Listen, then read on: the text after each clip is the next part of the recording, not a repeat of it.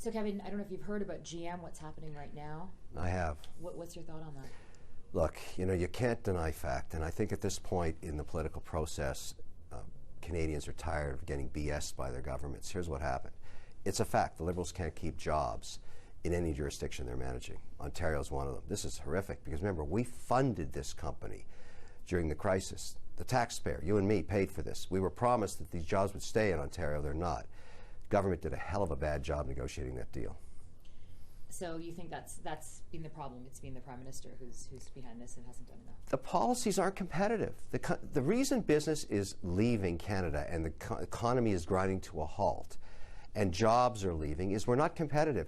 You would have thought Justin Trudeau would have waited to implement his policies on tax, on carbon, on regulations until he heard what happens out of the Trump administration. He can wait 90 days and find out. The Trump election was a surprise for everybody around the world. But if you're a smart manager, you pivot.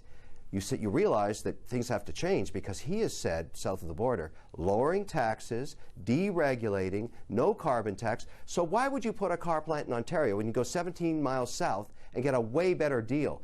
All the northern states are going to be way more competitive than Canada. That's the problem. So what would you do to bring back or to keep these 600 jobs? I would immediately scrap. Well, these jobs are gone. You've got to start thinking about the future. This is a mistake, a horrible mistake.